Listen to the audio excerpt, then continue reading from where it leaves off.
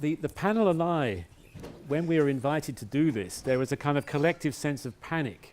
And so we thought we'd have a brief teleconference because the panel and I live really in the virtual world, and so we had a teleconference to understand what it was the organisers wanted us to do with the big ambition, a repository of all biomedical knowledge. And we felt maybe that, even for this panel, was perhaps one bridge too far. But we certainly did think that there was a very important point being made here.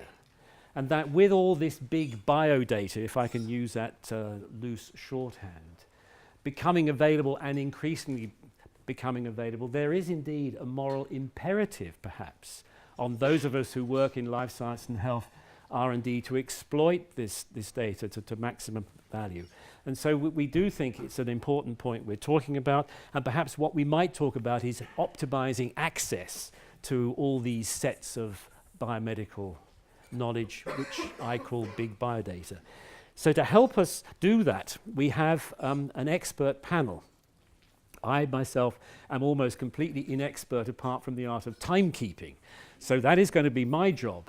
And the panel here, they're sitting in the order in which they're going to talk to you. In the first instance, each has decided they want to take up a little bit of time, giving a brief background to themselves and a brief exposition about the points they feel are important in this big biodata story. And then after about half time, we're going to pass it over to you to ask questions of this expert panel, and so we'll have some Q&A. Now, Lee, I'm told that Lee, that I may call him Lee because it's much easier to pronounce Lee than his name in general. So Lee, thank you very much for helping your panel chairman in this way.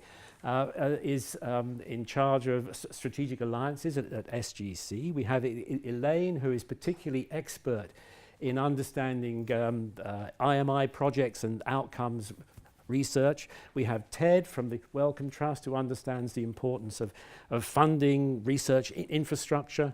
These are my introductory comments, not theirs, and they will certainly correct me if I'm wrong. And Emily at the end, who is from the Farr Institute, which I think is a particularly interesting, comparatively recent introduction into the big biodata story, Deputy Director of the Farr Institute at Dundee.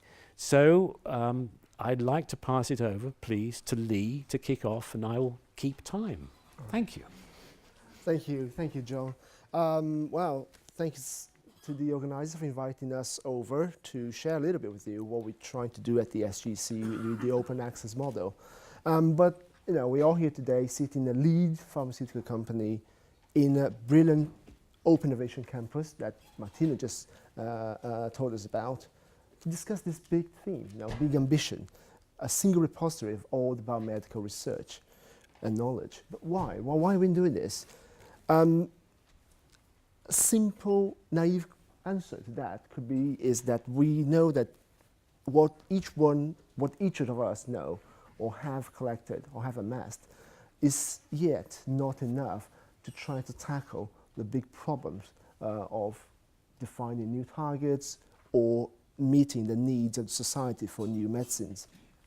And as a consequence, that will have a big impact on the quality of life for all of us.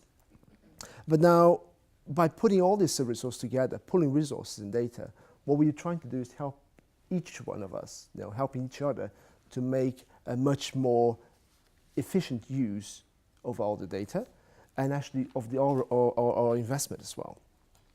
But when we say here to help each other, I would like to again take a point that Martino just mentioned before, help from others. Who are the others? I think we have to be open-minded and be aware that it's not just constrained to all of our biomedical community. We have to be embracing new technologies, new stakeholders, and make them participate in this collect exploration of the data. For that, from my position, I'd advocate for a open access, complete, irrespective of how this data can be used, apart from, of course, the issue of privacy. So anything that is anonymizable, this should be made out in the open without any constraints on, are you part of the club? Therefore, you're allowed to use or not. Because we know that by only making this data available, we can actually see new trends, new correlations, and new directions to go. I would like just to finish this very quickly with a practical example of what the SGC is trying to do by putting all the information out in the public pre-competitively without even applying for patent. We are funded actually by Canadian government, by the Wellcome Trust here represented by Ted, and by 9 leading pharma companies. And you know, it's very, very refreshing to see this amount, the size of commitment, the kind of commitment all these stakeholders are putting into making pre-competitive space work without any kind of boundaries. By putting data out there, one of our most successful examples is to be able to start a project, bringing expertise and sharing data, reach phase 1 clinical trials in less than 3 years in a completely new therapeutic area, bromodomains readers, if you are in the field. And not only that, it's not only just stimulating one particular case of one single clinical trial. There are more than 5 already in action. We're enabling patient groups, for instance, to actually take some of the output and working together with CROs and biotechs to bridge some of the gaps, some of the risks. Lee, thank you very much indeed. So that's a very interesting point made. Open data for all. Now we're going to hear from Elaine, who's going to explain her point of view. Yeah, so for the last 5 years within GSK, I've been responsible for our participation in the Innovative Medicines Initiative, which now stands at us participating in 34 different collaborative projects with an investment of about 150 million euros. Over that time, I think I have now negotiated agreements that could almost, I think, fit any kind of collaboration that you might want to think of. I'm sure there's going to be new ones tomorrow, but you know, the latest one we have is literally a virtual drug company where we have 5 different program owners, and we have a drug discovery platform that has all the chemistry, the DMPK, everything that you would need to deliver a drug to phase 1.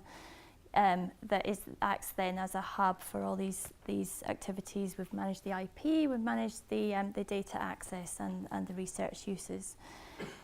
So I think we're all learning to work together and to understand the value that each partner brings.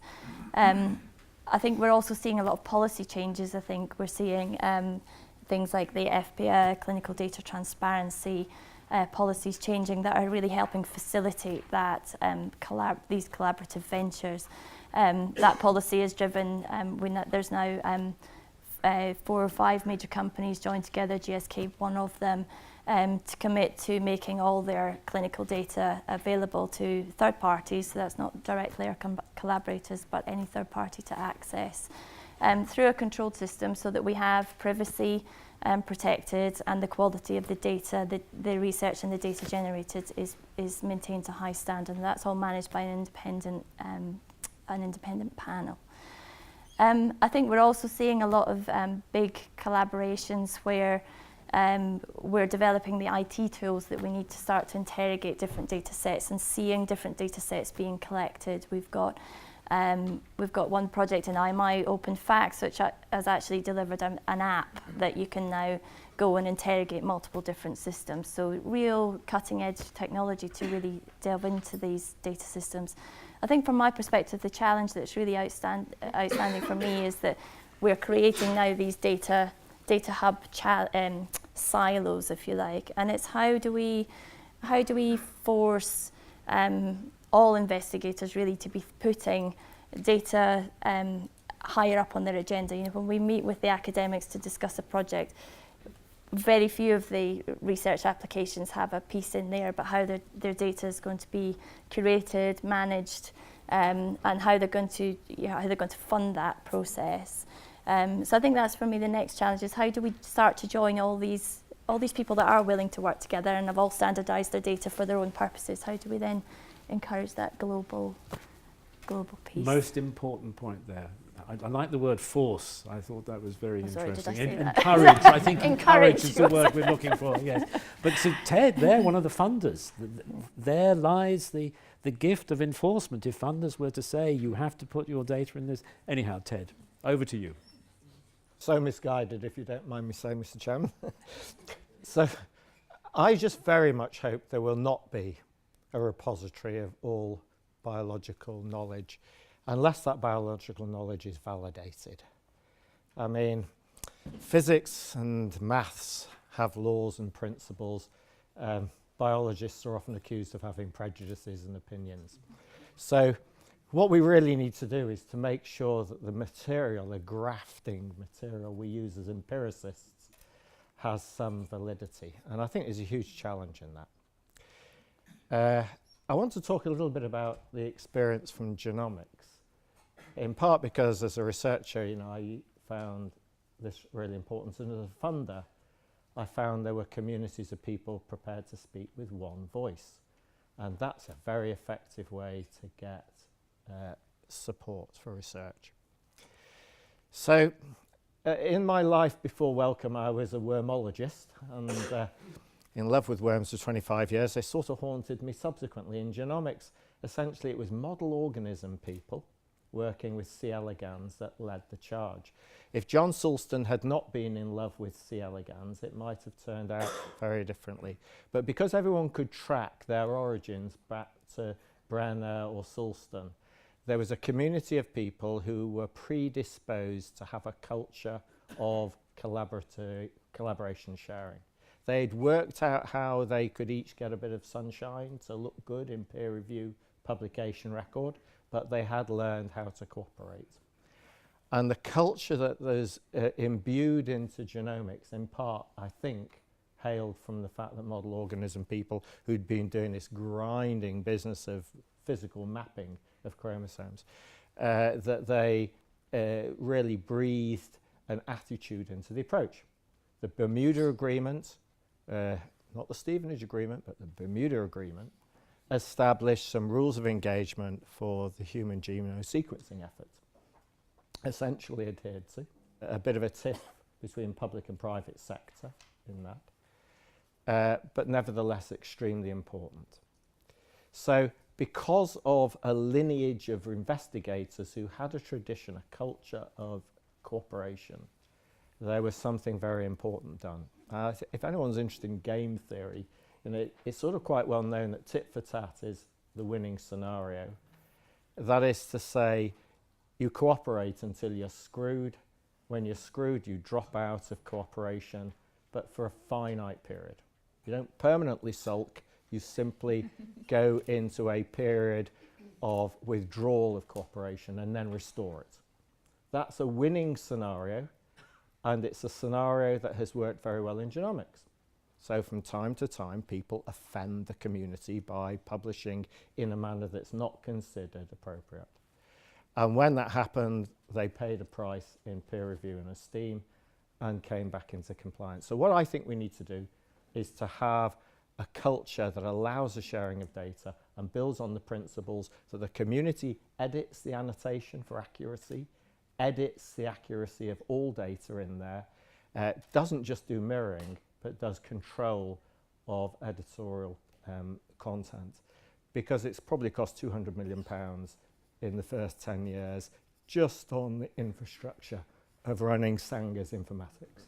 Ted, thank you very much indeed. So there we've had a very strong voice for the culture here. And Emily, the Farr Institutes must have a cultural side to them too. Perhaps you'd like to pick up the thread. Yes. So I'm going to be talking about a different type of data than everybody else has been speaking about. We're really interested in routinely collected electronic health records and linking those to other sets of data, which is immensely powerful, but historically very underutilised. So what we're wanting to do is we're wanting to actually sort of go out and get these different electronic health records, but harmonise all of the governance around them and clean them up, because that's obviously very, very important, and be able to have them available so that different people can use those different data sets to, let's say, link phenomic information with genomic information, with image information, and actually be able to really utilise these different data sets.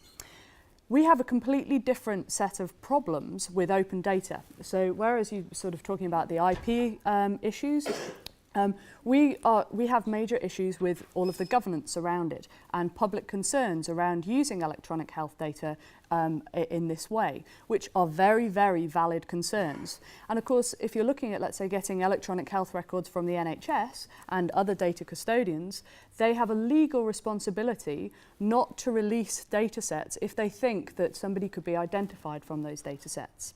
And so in order to sort of enable these data, there's been different sort of steps made in order to create what we call safe havens, so that you can't actually, even if a data set is anonymized, you can still sometimes work out who somebody is, because the more data that's linked, the more variables you have, the more easy it is for you to work out. So let's say there's only one person in Dundee who has one eye and one leg, so you can probably work out who they are from all of the different, although actually I think I've probably seen a few more than that in Dundee.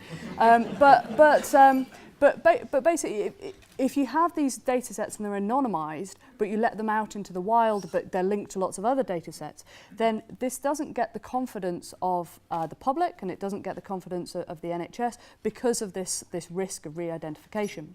So the idea is that you have safe havens where the data is stored, and people have to remotely log into those in order to do all of their analysis.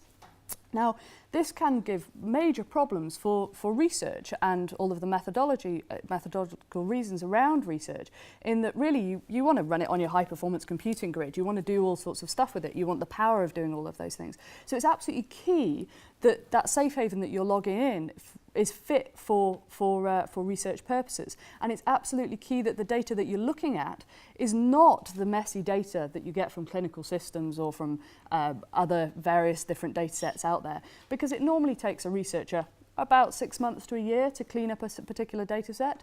You want to make sure that the data in those safe havens is accessible, and you want to make sure that it's structured, clean, and ready to use for research.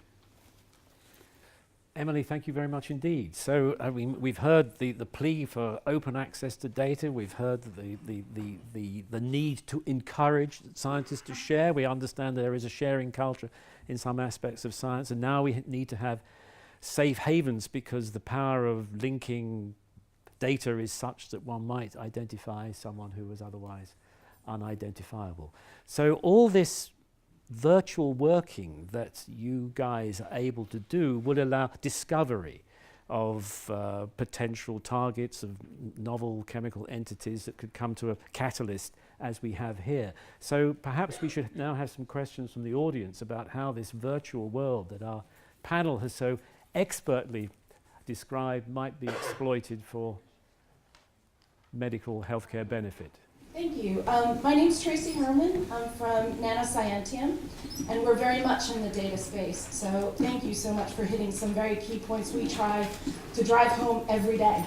But what role or influence do you think social media will have in creating this holistic approach of biomedical knowledge, and whether that presents any challenges that you think is certainly in security in managing this data?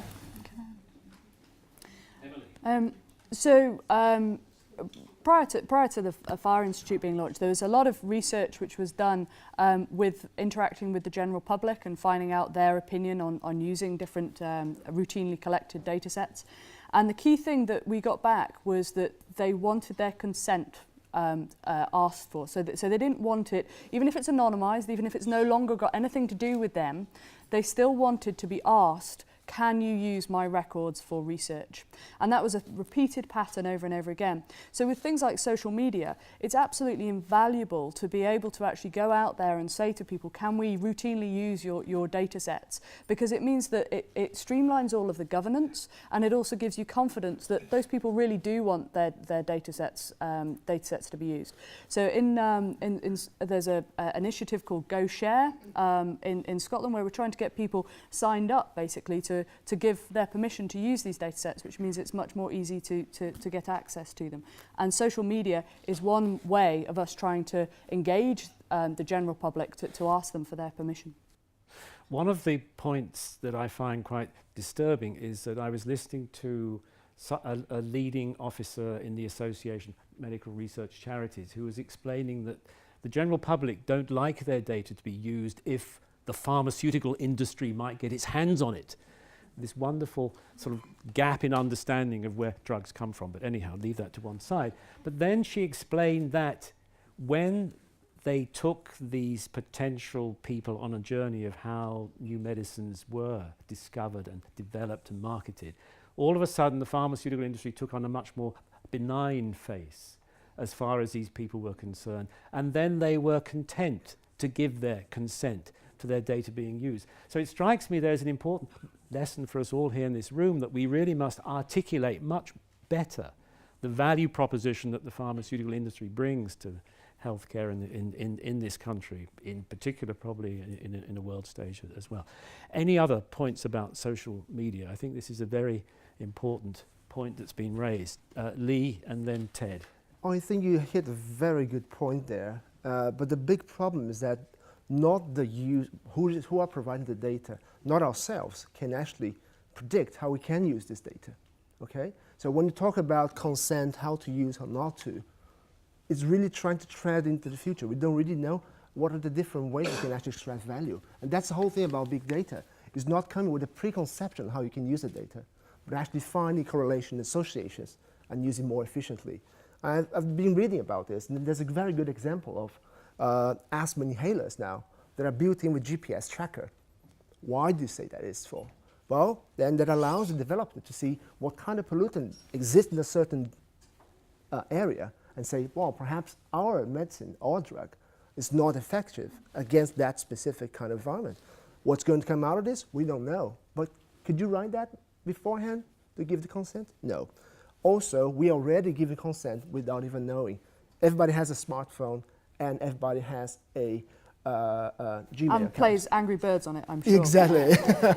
Exactly. So you can say, well, something that looks suspiciously like an NSA type of app, you say, no, I would not agree to that, so I would not subscribe to that program. But you install Angry Bird and all the other things. If you look at the things that they actually can track, it's very scary. So if Angry Bird doesn't want to sell you, you go through whatever, poker.com. They will sell you that data. So certainly there's an important point there about the mobile phone being a sort of telemetric device which has yet been underexploited by healthcare. Ted, you want to make a point about social media? Then perhaps we have another question which I see coming up there. Yes, I think the advent of social media and peer-reviewed information portals like Wikipedia has done to death the phrase, knowledge is power. It never was very true. It's certainly completely untrue now. You can be a bluff, there's a bluffer's guide to everything basically on the internet. So really what's power is analysis, rigor, invention, like the real invention. What is the inventive step? And I think that is so exciting that we've moved away from the notion if you've got this sort of factual battery to draw on. Any Charlie can have a factual battery to draw on there. It gets to the nub of it, which is using intellect for invention and analysis. As I heard Sir James Black say when he gave the keynote address to the Drug Information Association conference in Rome in 2003, there is no substitute for thought, which I think is your point, Ted. Thank you. So I saw a question there. Robin Mason from Magdi again. I'd like to follow up Ted's comment. It's not just about big data, it's about bad data as well. Magdi works in a field of looking at electromagnetic effects on the cells, and there is so much poor quality published data in that field. The whole field is virtually discredited because there is so much bad science, contradictory science, that nobody believes any of it. You could put it all into the biggest data repository in the world and mine it. It would not make any sense to you. So it's terribly important that you have good data in good repositories. And I'm not sure what the real solution to that is. The difference between big data and digital exhaust. Who would like to talk to this point? Emily, I think this must be in your sweet spot because you have all this kind of longitudinal patient records out there. We have a horrific time with this. It's the thing that I get beaten round the head by all of the academics who come and sort of try to get the various different types of linked data for these research projects. They just beat me round. It needs cleaning, it needs sorting, this is gibberish, and it comes straight from the clinical systems. And really, the clinical systems need updating with all of the clean data when they come through as well, because otherwise there's gibberish in those when doctors are actually using the data in there. I think that feedback loop is absolutely key, because if clinicians and those who work in the NHS or other forms of data are inputting information in and they don't care what happens to that data, there's no incentive for them to keep it clean, to keep it organised, to have any sort of input into it, because it's just kind of research that happens, you know, in outer Mongolia for all they care. But if you can basically give them that feedback loop, so the same sort of systems that they're using day in, day out, the data goes off and is cleaned in one way, but that is then fed back into their clinical systems, and they can actually use those systems directly for the research that they want to do without having to spend, you know, a year actually cleaning up a data set or a year trying to go and get the governance approvals to actually do your research project. If that is all streamlined and they can directly see the positive benefits of using those different data sets and then it coming back, that's a very powerful change. Emily, It's all about incentives. A point very well made. Ted? I think there's a role in cleaning up the quality of science for consortia, because, you know, the Structural Genomics Consortium, HapMap, the SNP Consortium, there was such pressure, there was such scrutiny of the work they do. There's ownership by multiple funders, including the private sector and public sector. If they screw up, somebody's watching. And that promotes a field of peer-to-peer review within those consortia and from the community into the consortia. I think when you get people whose work is being used with malice aforethought and this scrutiny, the act gets cleaned up significantly.